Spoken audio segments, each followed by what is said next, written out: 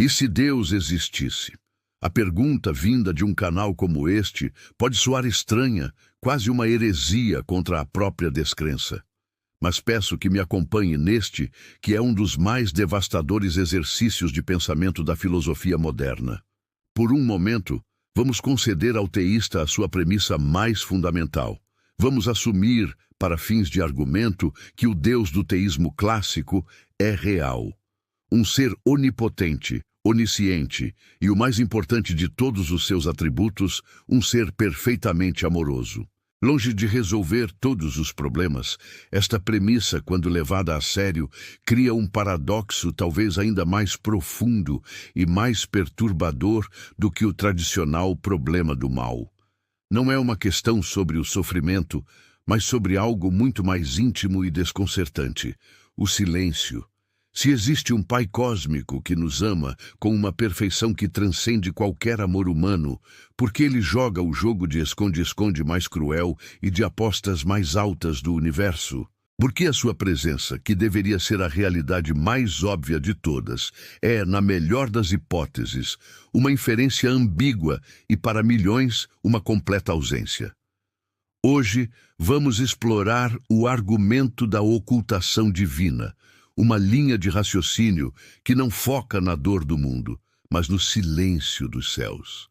Um argumento que, de forma brilhante, usa o próprio conceito de um Deus amoroso para desmantelar, de dentro para fora, o caso para a sua existência. E ele sugere que, se um Deus perfeitamente amoroso de fato existisse, o mundo em que vivemos, com sua cacofonia de crenças, sua praga de dúvidas e seu vasto oceano de descrença sincera, seria radicalmente diferente. O arquiteto deste argumento, o filósofo canadiano J. L. Schellenberg, mudou o foco do debate. Em vez de perguntar por que um bom Deus permite o sofrimento, ele perguntou por que um Deus relacional e amoroso permanece escondido, ausente, especialmente para aqueles que o procuram. O argumento é de uma simplicidade lógica e elegante. Ele se desenrola em passos claros. Primeiro, se existe um Deus perfeitamente amoroso, ele estaria sempre aberto a um relacionamento pessoal com qualquer pessoa que seja capaz de o ter e não esteja resistindo a ele. Esta premissa é quase inegociável para o teísmo, especialmente o cristão. O que é um amor perfeito, se não o desejo de conexão com o amado? Um pai perfeitamente amoroso não se esconderia de um filho que anseia por encontrá-lo. Pelo contrário, ele faria tudo ao seu alcance para tornar esse relacionamento possível. O relacionamento com Deus é apresentado como o maior bem possível para um ser humano. Um Deus amoroso, por definição, desejaria facilitar esse bem. Segundo, um relacionamento pessoal com Deus requer, logicamente, a crença de que Deus existe. Este é um ponto de lógica básica.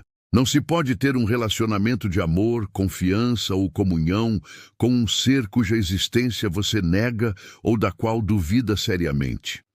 A crença não é o relacionamento em si, mas é o seu pré-requisito indispensável, a porta de entrada.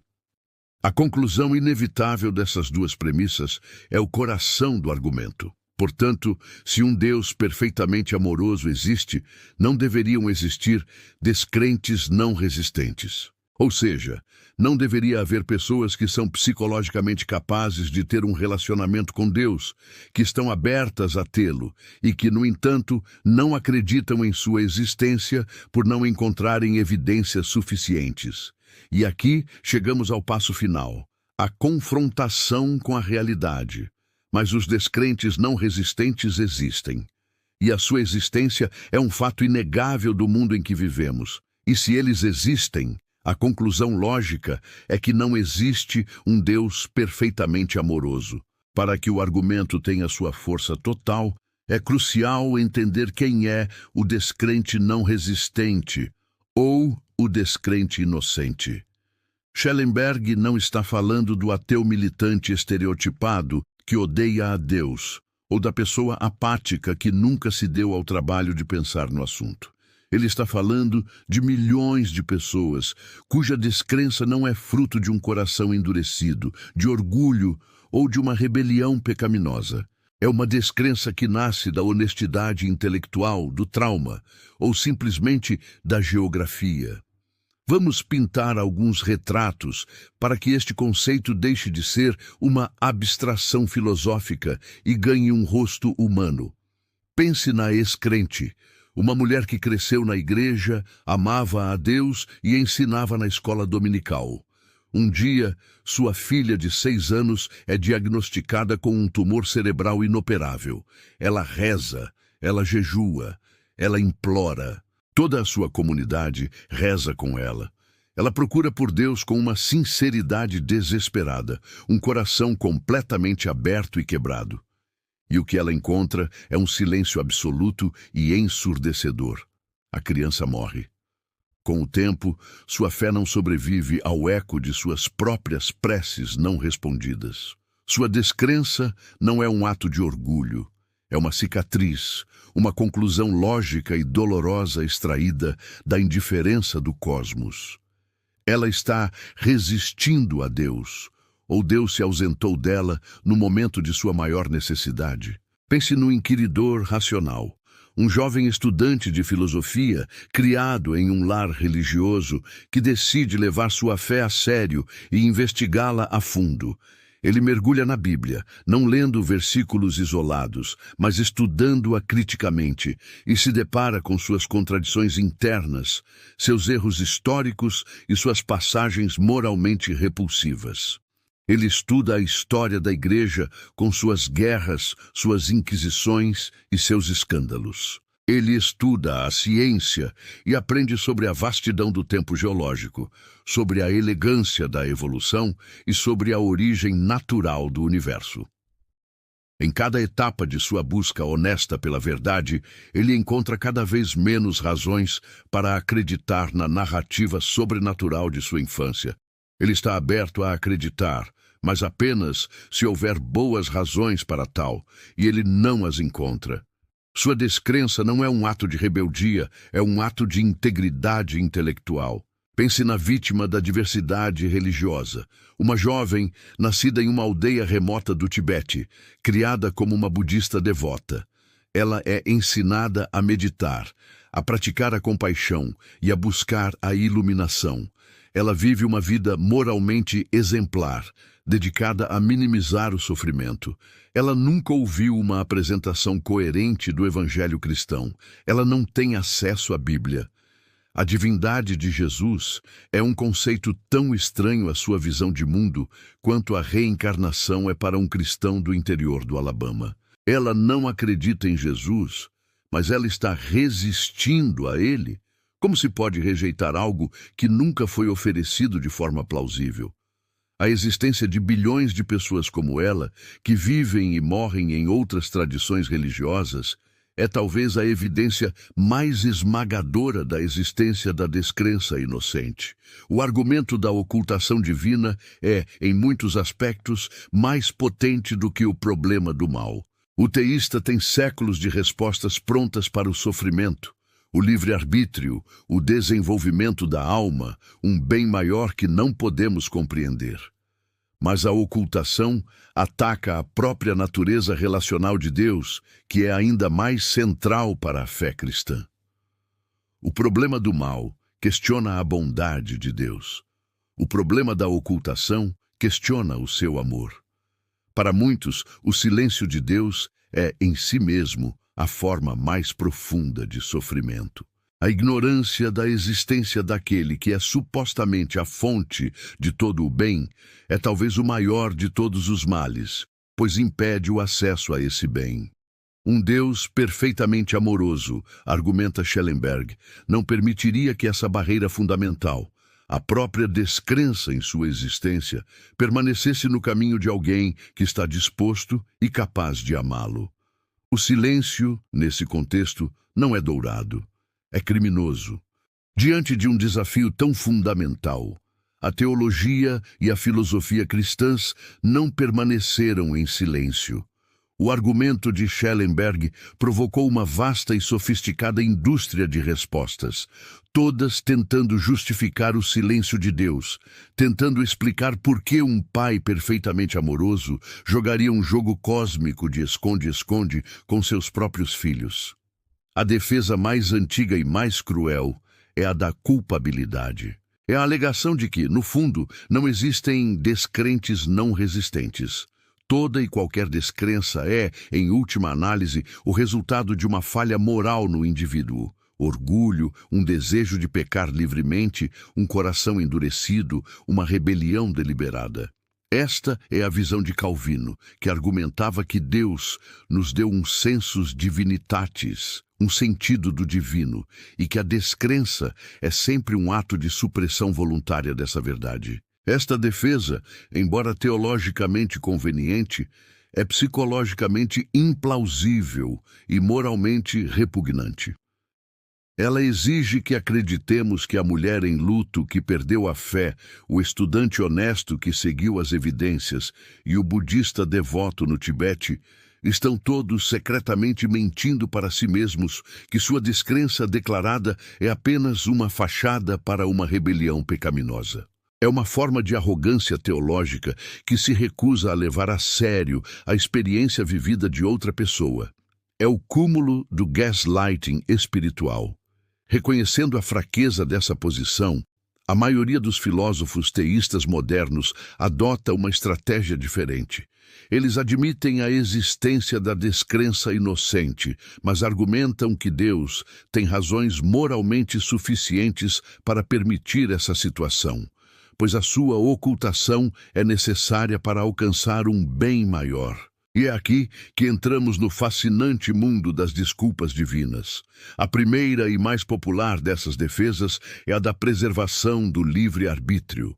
O argumento é o seguinte: se a existência de Deus fosse esmagadoramente óbvia, tão clara quanto o sol no céu, nós não seríamos verdadeiramente livres para escolhê-lo. Sua presença manifesta seria coerciva, nos forçando a acreditar e a obedecer. A ocultação divina, portanto, cria uma distância epistêmica, um espaço de incerteza que permite uma resposta de fé livre e genuína. Esta defesa, embora popular, desmorona sob um escrutínio mínimo. Primeiro, ela confunde conhecimento com coerção. O conhecimento da existência do Sol não nos coage a sentir seu calor. Ele é apenas o reconhecimento de um fato da realidade. O conhecimento claro da existência de nossos pais não nos coage a amá-los. Pelo contrário, é a condição necessária para que um relacionamento de amor possa começar. Por que o conhecimento da existência de Deus seria diferente? Um amor que só pode florescer na ignorância sobre a existência do amado não é um amor maduro, é uma fantasia. Segundo, a própria Bíblia está repleta de histórias onde Deus não se mantém oculto. Ele fala com Moisés em uma sarça ardente. Ele derruba Paulo do cavalo com uma luz cegante. Ele se manifesta aos profetas.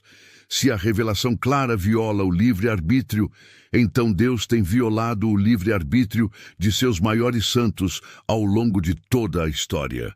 A segunda defesa do bem maior é a da construção da alma. Esta alega que a luta para encontrar Deus em um mundo de dúvida e ambiguidade é um processo essencial para o nosso desenvolvimento moral e espiritual.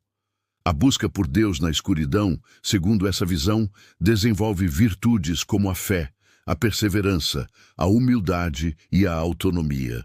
Um mundo onde a presença de Deus fosse óbvia produziria seres espiritualmente mimados e subdesenvolvidos. Esta defesa transforma Deus em um pedagogo cósmico sádico.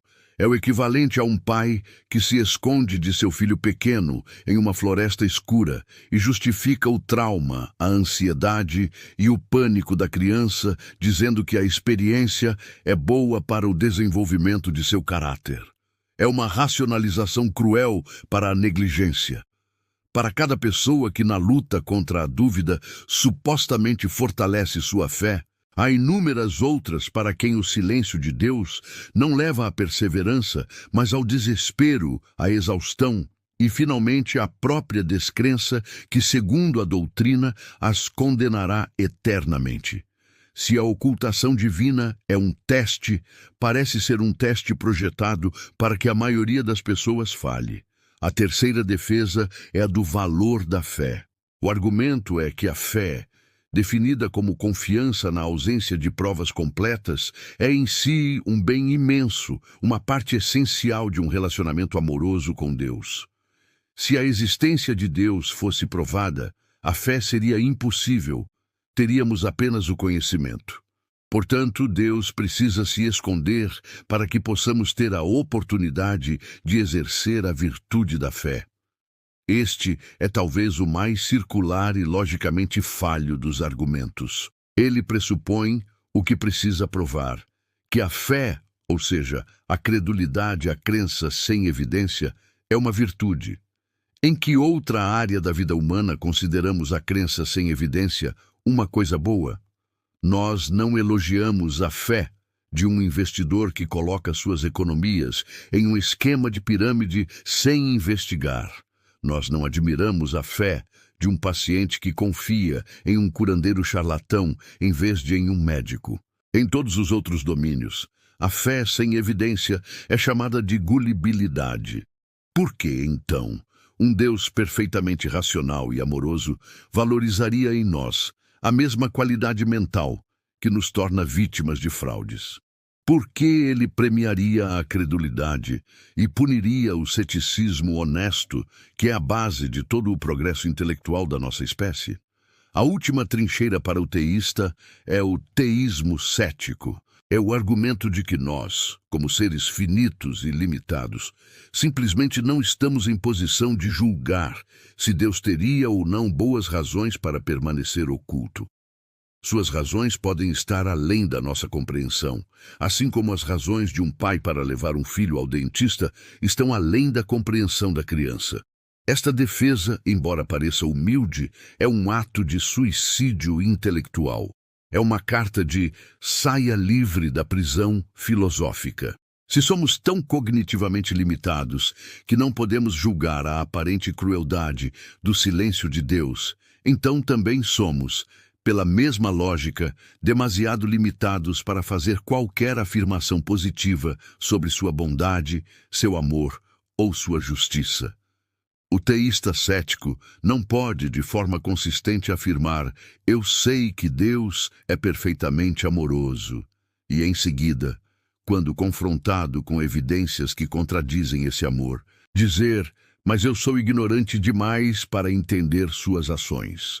Ou nós podemos fazer julgamentos razoáveis sobre o caráter de Deus com base no mundo que observamos.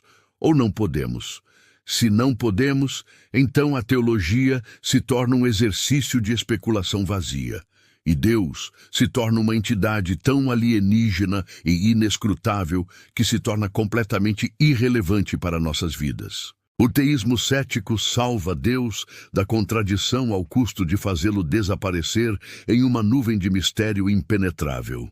Após examinarmos as desculpas oferecidas para o silêncio de Deus e as encontrarmos filosoficamente frágeis e moralmente questionáveis, chegamos ao golpe de misericórdia. O problema para o teísmo não é apenas que essas defesas são fracas por si sós. O problema é que elas são fundamentalmente inconsistentes com outras crenças centrais que o próprio teísta precisa defender. É aqui que o argumento da ocultação divina revela o dilema fatal no coração da fé, o que pode ser chamado de dilema da consistência divina. A apologética teísta opera com dois modelos de Deus completamente contraditórios, alternando entre eles conforme a conveniência do argumento. Vamos chamá-los de Deus distante e Deus presente. O Deus distante é o Deus invocado para explicar o problema do mal e o problema da ocultação. Este é um Deus de princípios, um arquiteto cósmico que estabeleceu as leis da natureza e o livre-arbítrio e, por razões de um bem maior, se recusa a intervir. Ele é um Deus de não interferência. Ele não pode impedir um genocídio ou curar uma criança com câncer, pois isso violaria o livre-arbítrio dos perpetradores ou as leis da biologia. Ele não pode se revelar de forma clara a um buscador sincero, pois isso violaria a distância epistêmica necessária para a fé e para o desenvolvimento do caráter.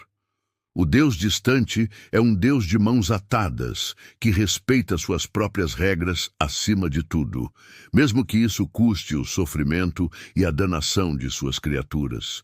Ele é um espectador cósmico, mas no momento em que a conversa muda da defesa da bondade de Deus para a prova de sua existência, um personagem completamente diferente sobe ao palco, o Deus presente. Este não é um espectador, é um microgestor intervencionista. Este é o Deus dos milagres, das orações respondidas e das revelações especiais. O Deus presente não tem o menor problema em violar as leis da natureza, sempre que lhe apraz. Ele abre o Mar Vermelho, transforma a água em vinho, ressuscita os mortos e, segundo os crentes, cura doenças em resposta a orações. Ele não tem problema em violar a distância epistêmica. Ele aparece em uma sarça ardente para Moisés, dita um livro inteiro para Maomé e se revela de forma ofuscante a Paulo na estrada de Damasco, um evento tão coercivo que o deixa cego. A contradição é gritante e fatal. O teísta não pode ter os dois. As mesmas razões que ele invoca para justificar o silêncio de Deus são sistematicamente violadas pelas próprias ações que ele usa como prova da existência de Deus. Se a ocultação divina é necessária para preservar nosso livre-arbítrio, por que Paulo teve seu livre-arbítrio tão espetacularmente violado por uma revelação que o derrubou e o cegou? Por que ele recebeu essa certeza inegável, enquanto um agnóstico sincero, que reza por um sinal, é deixado na escuridão para proteger sua liberdade? Se a luta na dúvida é essencial para a construção da alma, por que os israelitas no deserto receberam uma coluna de fogo para guiá-los à noite, um milagre diário que eliminava a necessidade de fé? Porque Tomé teve a permissão de tocar nas feridas de Jesus, recebendo uma prova física, enquanto um crente moderno que luta com a dúvida é dito que sua luta é virtuosa.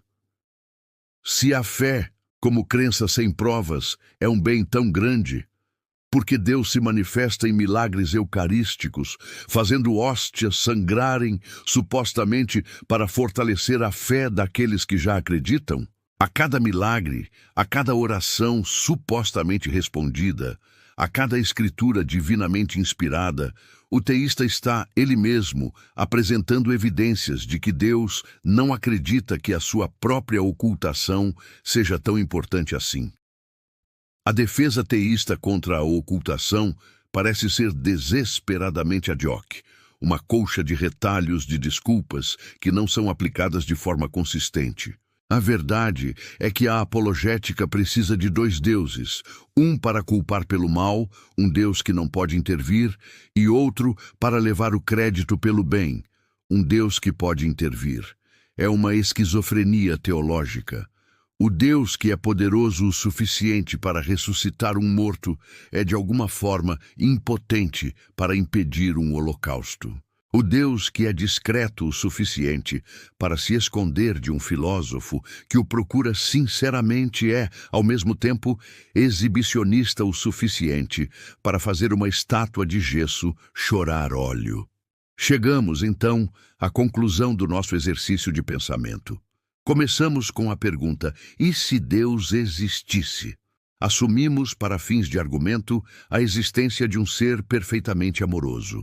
O que descobrimos é que a existência de tal ser é logicamente incompatível com a realidade do nosso mundo. Um mundo repleto de descrença inocente e do silêncio ensurdecedor de Deus. As desculpas oferecidas para esse silêncio não apenas são filosoficamente fracas, mas entram em contradição direta com outras crenças fundamentais da própria fé. O teísta é deixado com um Deus incoerente, um ser que é, ao mesmo tempo, um não intervencionista de princípios e um mágico caprichoso, dependendo de qual argumento ele precisa vencer no momento. O argumento da ocultação divina nos leva a uma conclusão muito mais simples e elegante, uma que não requer paradoxos ou deuses bipolares. A explicação mais parcimoniosa para o silêncio divino não é que existe um Deus amoroso se escondendo por razões misteriosas. É que não há ninguém em casa. O silêncio que ouvimos não é um teste, um mistério pedagógico ou uma forma de proteger nossa liberdade. É um dado. É o som de um universo que não possui um autor, que não opera segundo um plano e que é indiferente aos nossos anseios e às nossas preces. A ocultação divina não é um quebra-cabeça a ser resolvido. É a ausência que se espera em um universo sem Deus. O silêncio não é a prova de um amor misterioso. É a evidência mais eloquente da sua inexistência. Se esta jornada pela lógica e pela filosofia ressoou com você, se você acredita que as perguntas honestas são mais valiosas do que as respostas fáceis, então este é o seu lugar. Inscreva-se neste canal para continuar a desafiar o dogma e a explorar as grandes questões com a coragem da razão. Deixe o seu like para que esta análise profunda alcance mais pessoas que podem estar presas em paradoxos teológicos. E use os comentários para compartilhar sua própria experiência. O silêncio de Deus já foi um problema para a sua fé? Por fim, compartilhe este vídeo. Ajude a apresentar a alguém o argumento mais elegante e talvez o mais poderoso contra a existência do Deus que nos ensinaram a amar, mas que nunca se deu ao trabalho de aparecer.